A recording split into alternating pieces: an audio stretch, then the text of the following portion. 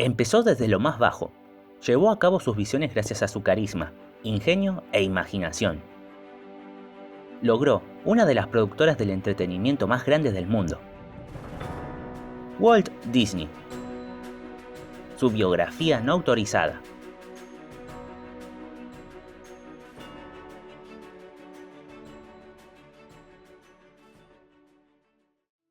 Walter Elias Disney nació en Chicago el 5 de diciembre de 1901 y falleció en California el 15 de diciembre de 1966. Fue el cuarto hijo de 5 hermanos. Su madre era una maestra de ascendencia alemana y su padre un granjero de origen irlandés. Disney pasó una hermosa infancia junto a sus hermanos en el campo. Allí se fomentaría su interés por los animales y por el dibujo. Aunque no sería por mucho tiempo. Su viejo cayó enfermo y este se vio obligado a vender el terreno. En la escuela, el señor Disney era malísimo. Le costaba concentrarse, se quedaba dormido y soñaba despierto. Se dice que de adolescente vendía productos en el tren, con poco éxito ya que le afanaban fácilmente la mercancía. En 1918 siguió el ejemplo de su hermano mayor, Roy, que se había enlistado en la Marina. Abandonó el colegio para enlistarse en el ejército. No lo aceptaron por ser menor. Se sabía que la Cruz Roja aceptaba personas de 17 años, por lo que el muchachito falsificó sus documentos. Para su fortuna, no entró en combate. Al finalizar la Primera Guerra Mundial, fue enviado a Europa, exactamente a Francia, a trabajar como chofer de ambulancias. Allí seguiría dibujando y comenzaría a fumar. Un hábito que lo seguiría para toda la vida.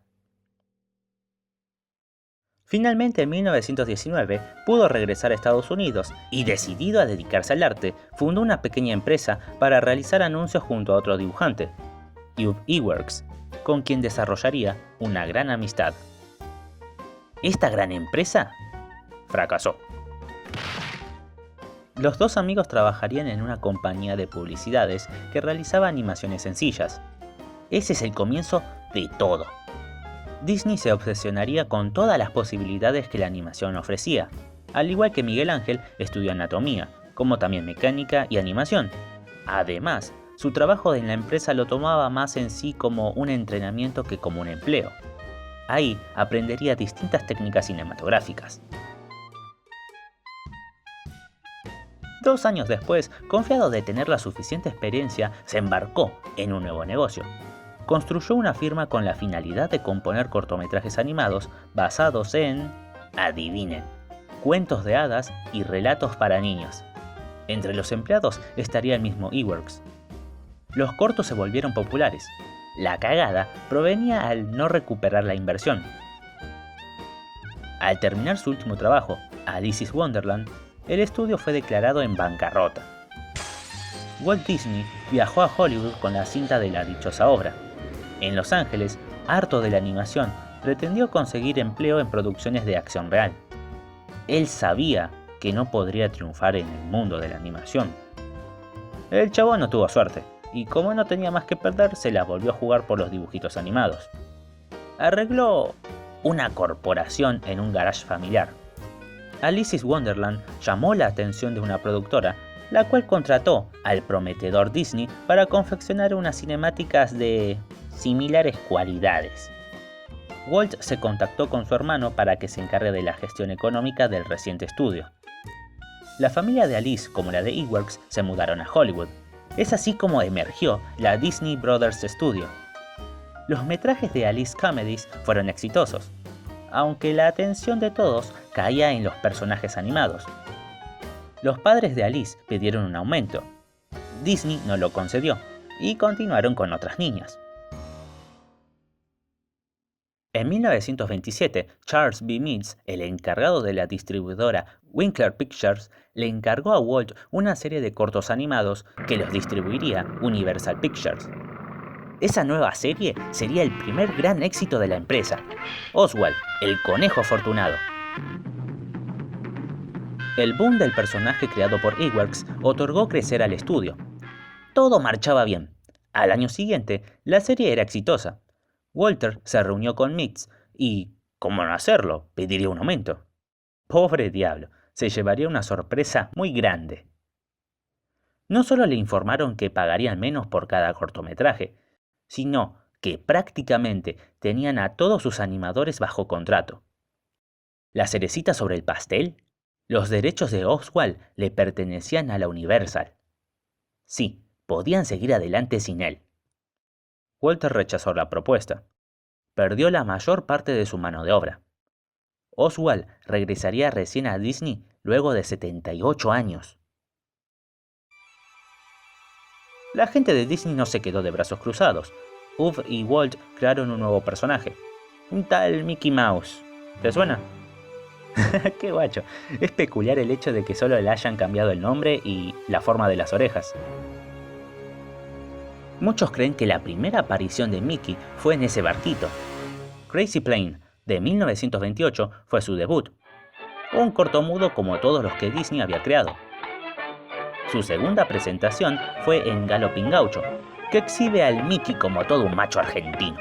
Un gaucho amante de la cerveza, el tango y de las mujeres.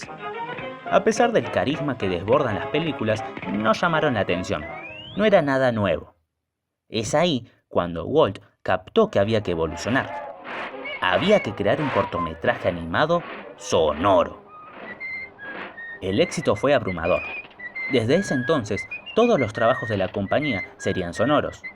Como curiosidad, el mismo Disney hizo la voz del ratón hasta 1947. Oh, it's you, huh? Yeah, it's me, I guess. Eso sí, no solo hicieron a Mickey. En el 29, ejecutaron una serie de películas musicales, Silly Symphonies. La primera fue Skeleton Dance, enteramente dibujada y animada por Iwerks. Sí, solo una persona realizó ese cortometraje. La mayor parte del trabajo la realizaba Iwerks. Aún así, el señor ocupaba un puesto muy bajo en la compañía, por lo que se marchó. Fundó su propia compañía y creó series exitosas, como Flip the Frog, cuyo éxito puso en aprietos a su antiguo socio. Con la renuncia de Ub Iwerks, Walt se quería pegar un tiro en los huevos. Tenía que conseguir a alguien que fuera apto para lograr las proezas de su ex empleado, ya que el mismo Disney no era capaz de dibujar tan bien ni mucho menos tan rápido. Corre el rumor que Iwerks era tan eficaz para el dibujo que se mandaba 700 por día. La aposta es que Disney dibujaba mal. Daba pena, afirman algunos conocidos. Desesperado por reponer la apreciable ausencia del creador de Mickey, contrató a muchos artistas. En 1932 efectuaron una evolución. Estrenaron su primera película a color, Flowers and Trees, de la serie Silly Symphonies. Le fue muy bien. Fue galardonado con el Oscar a Mejor Cortometraje Animado. Y a Walt también le otorgaron el Oscar honorífico por crear a Mickey Mouse. Pronto surgirían nuevos personajes, como el Pato Donald, Goofy y Pluto. En los 30, el mundo estaba inundado de Mickey Mouse. Juguetes, relojes, incluso un brazalete de diamantes. Muchas figuras conocidas manifestaron su admiración hacia el icónico personaje. Gente como la actriz Mary Pickford, el rey de Inglaterra, el presidente Roosevelt, hasta el fascista de Mussolini. Ahora que lo pienso, dejé de lado su vida privada. Walt se casó en 1925 con una empleada que contrató en los inicios de la compañía. La vida no iba tan bien. Los Disney no podían concebir hijos. Luego de múltiples intentos, concederían en 1933 a su única hija, Diane Mary Disney. Debido a los problemas gestados durante el embarazo, adoptarían a una pequeña en 1936. Walt quería que su empresa prosperara. Él asimilaba el hecho de no tener mucha cultura ni estudios y lo resolvió contratando a expertos en la materia. Walt Disney era considerado un hombre bastante detallista. El análisis del movimiento era constante en el estudio. Desde el 32 fue pionero en la organización de clases en las oficinas para mejorar las dotes de sus artistas. Tenían que enseñar a sus empleados porque los artistas que arribaban no tenían ni puta idea sobre la animación. En poco tiempo, el estudio era considerado una escuela donde se estudiaba dibujo, animación y el movimiento de los animales. Se concentraron específicamente en lo último. ¿Por qué? Porque esta fortalece la empatía con lo que se ve en la imagen. Una anécdota que muchos recuerdan de él era su forma de convocar a una reunión. Todos tenían que entender lo que Walt quería decir. Siempre había alguien que tomaba notas de todo, y al finalizar, los convocados se quedaban con copias de las notas. Nadie, pero absolutamente nadie, debía interpretar a Walt Disney. Lo que él decía debía hacerse. Háganse una idea de cómo los tenía cagando que hasta le encendían los cigarrillos. A pesar de todo esto, al señor le gustaba vestir informal. A veces asustaba a la gente. Se dijo que en las reuniones se analizaba las ideas de todos, y si tu idea no iba según su visión, se molestaba, porque como él quería, como él decía, había que hacer la película. En las reuniones era donde su don despertaba. Su don como narrador y actor nato salían a la superficie. Era capaz de contar cualquier historia formidablemente. Los animadores siempre se preguntaban, ¿podré animar eso tan bien como él lo cuenta? Él interpretaba a todos los personajes y todos se los creían.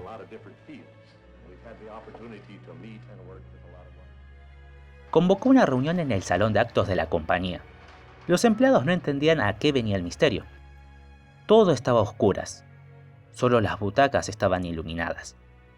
Los artistas se sentaron. Apareció Walt.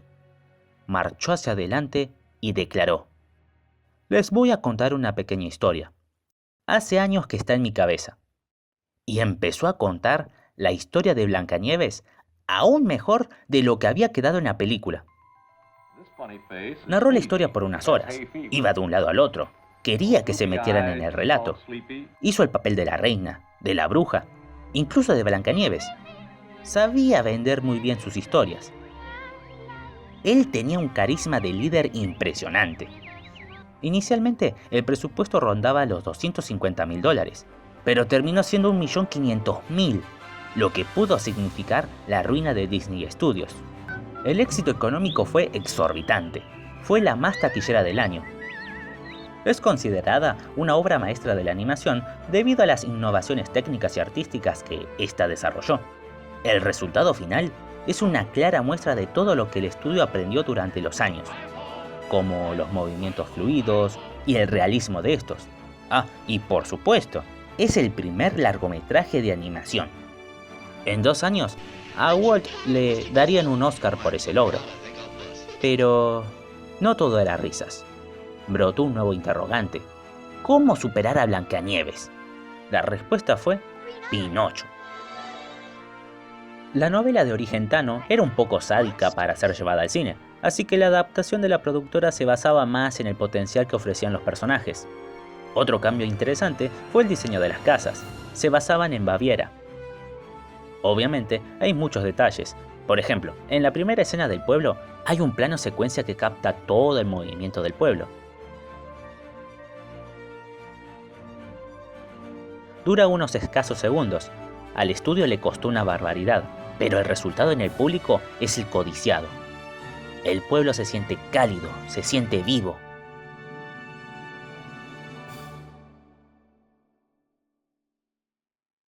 Unos meses adelante, estrenarían otro largometraje que difería bastante a lo que ya habían presentado. Fantasía.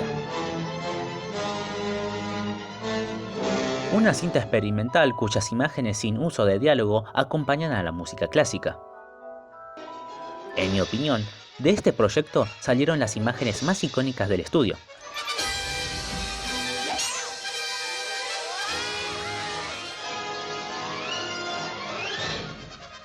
Y al mismo tiempo producían cortometrajes de las estrellas de la casa. A fines de la década de los 30 y principios de los 40, surgió una organización sindical en la industria de la animación. Los estudios estaban de acuerdo con ese movimiento, excepto Walt Disney. No buscaba la afiliación sindical de sus empleados. Sus trabajadores estaban insatisfechos desde que se produjo Blancanieves. Se rumoreaba que ellos, supuestamente, eran los mejor pagados, pero no recibieron ni un centavo por las horas extras al realizar las últimas obras. Imaginen la situación, Blancanieves llevó 2 años de arduo esfuerzo. En el 41, Herbert Sorrell, que era el líder de la organización de la empresa, fue a negociar con Walt, pero este no quiso.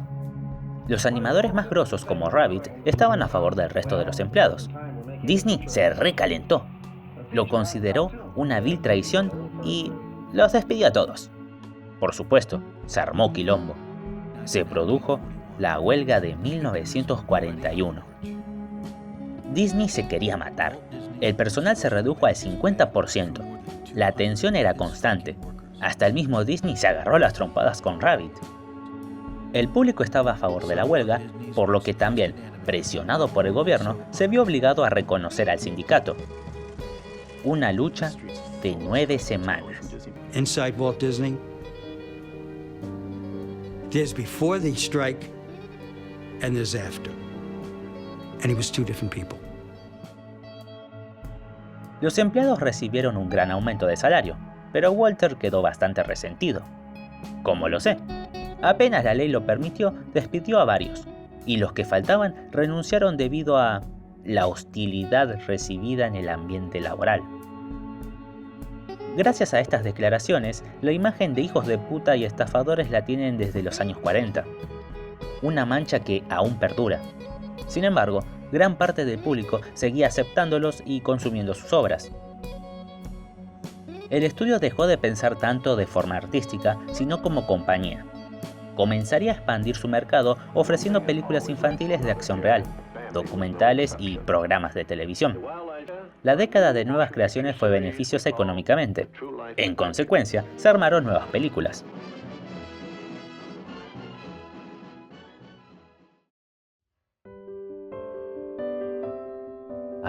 La Cenicienta. El propio Disney dijo que era su película favorita. Luego prosiguieron Alicia en el País de las Maravillas y Peter Pan. Ambas fueron duramente criticadas por ser edulcoradas y desechar elementos perturbadores. Como muchos sabrán, se basan en la fórmula asegurada marca Disney. Muchos conocidos veían que la huelga traumatizó a Walter. Tendría una fuerte desconfianza por los sindicatos. En el 47 testificó ante el Comité de Actividades Antiamericanas. Denunció a sus colegas y a antiguos empleados como activistas comunistas. Se comentó que Disney culpaba a la huelga como una conspiración de los comunistas para conquistar Hollywood. De hecho, hay documentos que prueban que Walt Disney trabajó para el FBI y que llegó a ser agente especial de contacto. Según esa misma fuente, el FBI modificó algunos de sus guiones para favorecer al capitalismo. Es curioso que a él también se lo acusara, entre muchas cosas, de comunista, por lo que fue investigado y absuelto al poco tiempo. Desde los años 40, Walt visionaba un proyecto interesante: la construcción de un parque para que todos sus empleados con sus familias puedan divertirse en el tiempo libre. Ese proyecto finalmente se llamó Disneylandia. Se balbucea mucho sobre la inspiración, que surgió de Children's Fairyland, ubicado en Auckland durante los años 50, y de los jardines de Tivoli en Dinamarca. También se rumorea la República de los Niños en La Plata, Buenos Aires. Durante el proyecto, Disney contemplaba los parques de diversiones como lugares sucios y mal gestionados. El plan era concretarlo en las cercanías de los estudios, pero la ciudad lo negó. Adquirió unos cuantos acres ubicados en Anaheim, donde había unas plantaciones. Se dice actualmente que los consiguieron con métodos cuestionables. En la construcción participaron miembros del estudio, y en 1955 el parque abrió sus puertas. Como era de esperarse, el Ayas no solo se ocupó de su parque temático, se concentró en muchas áreas, como la realización de los largometrajes de acción real, La Isla del Tesoro, The Shaggy Dog o Parent Trap. Aunque no podría realizar un trabajo que, de todo corazón, buscaba explayar. Más que nada porque era una promesa. El estudio comprendió la gran importancia del gran rival del cine. la televisión. Transmitirían su primer programa, One Hour in Wonderland, en ABC. Allí promocionarían su parque de diversiones y transmitirían sus cintas. Su primer programa de transmisión diaria sería The Mickey Mouse Club, emitido a lo largo de muchas décadas. En fin, cuanto más se propagaba Disney, el propio Walt se distanciaba más y más de la animación, delegándola a los animadores más veteranos. Así nacerían éxitos como La Dama y el Vagabundo, 101 Dálmatas, La Bella Durmiente y Merlín el Encantador. Después de muchas décadas, oficialmente, por decisión de Walt, dejaron de producir cortometrajes animados en 1957. En los 60, el imperio Disney era todopoderoso. Walt Disney Production era catalogada como la empresa de entretenimiento familiar más importante del mundo. Disney persistía con su obsesión de cumplir una promesa: la adaptación de un libro muy especial, el libro favorito de sus hijas.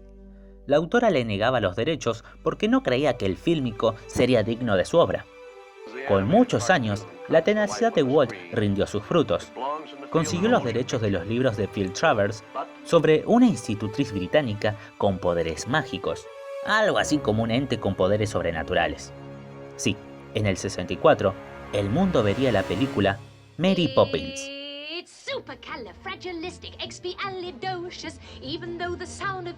El anhelado proyecto se concretó. El resultado, una joya que combina la acción real con animación.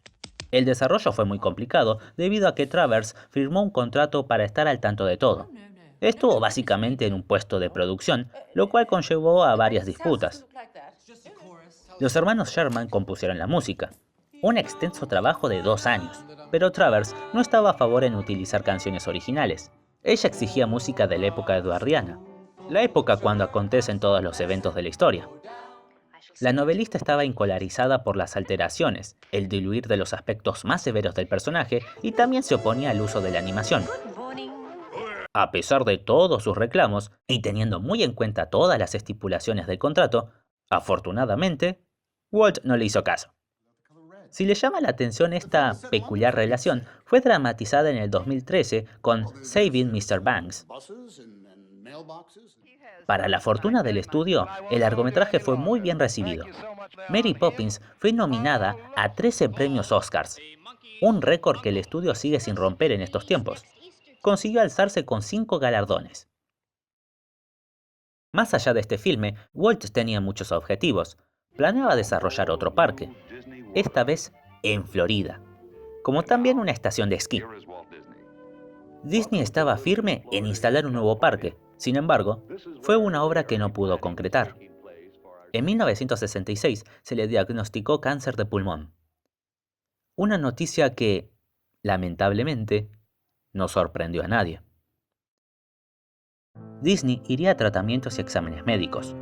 A fines de ese año, sufrió un paro cardiorrespiratorio. Falleció 10 días después de cumplir 65 años.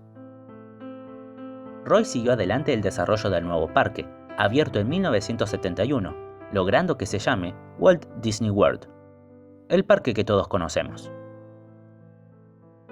El fallecimiento de Walt significó un duro golpe para el entretenimiento, y con él se irían muchos secretos. Su figura, muy arraigada a la cultura popular, ha sido tópico de muchas anécdotas y conspiraciones. Se ha dicho que él no era un yanqui, sino un europeo que emigró, debido a los problemas que surgían en aquel momento. Se expuso que ha pertenecido al partido nazi, razón por la que mucha gente sostiene que Disney, cuando fue criticado por su controvertida caricatura, era antisemita. Los fanáticos nazis son superiores. Hello, everybody.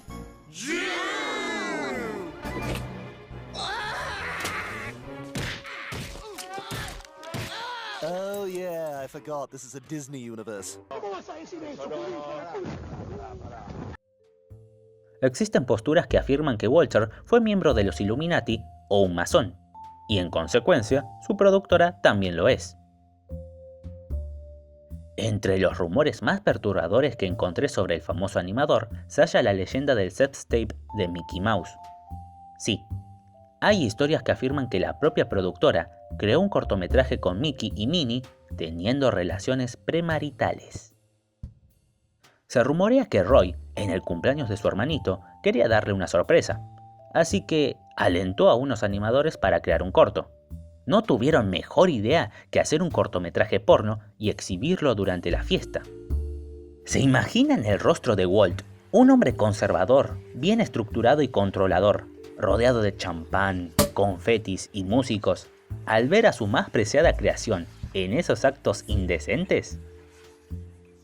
Al finalizar el metraje lujurioso y explícito, muy explícito, se levantó con una sonrisa falsa, alabó a la animación y preguntó quiénes crearon la secuencia. Ahí mismo, los artistas fueron despedidos. Walt se retiró de la fiesta.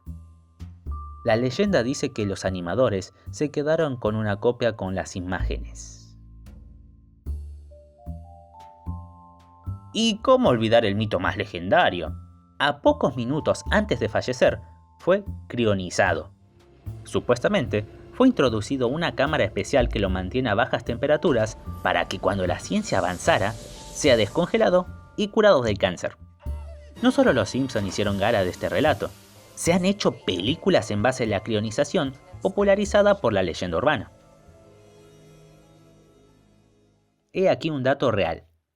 Walt Disney es la persona que ha ganado más Oscars en toda la historia, 26 en total, de los cuales 4 eran honoríficos.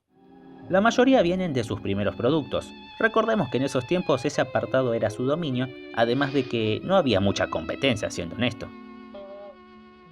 Me llama poderosamente la atención cómo, a pesar de los años, la imagen de Disney, tanto del fundador como empresa, sigue manchada. El señor tuvo ideales y accionarios cuestionables. Empleados y profesionales que han trabajado con él lo catalogaron como inmoral, codicioso, estafador sin escrúpulos, de tener esa necesidad de dominar a todos sin importar nada, como también los rumores de machismo y discriminación. Se puede concluir que actualmente su imagen se aleja un poco de lo que él mismo quería transmitir. Aún así, no se puede negar que la empresa es sinónimo de buena calidad.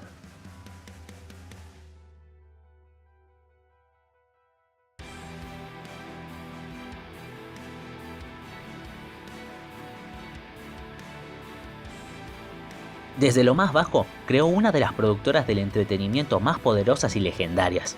Su historia es inspiradora. Nos alienta a perseguir nuestros sueños, que sin importar las circunstancias, siempre los podemos lograr. Su figura es sinónimo de éxito en la industria audiovisual. Sus métodos, sus innovaciones y reinvenciones empujó a la animación y al cine a un nuevo nivel. Walt ha impulsado a muchos creadores respetados. Su magia, su carisma y liderazgos naturales han llevado al triunfo a muchísimas personas. Su imaginación, que era tan poderosa como su ambición y sueños, brindó hermosos recuerdos a múltiples generaciones de niños. Él, sin dudas, es el maestro de la animación.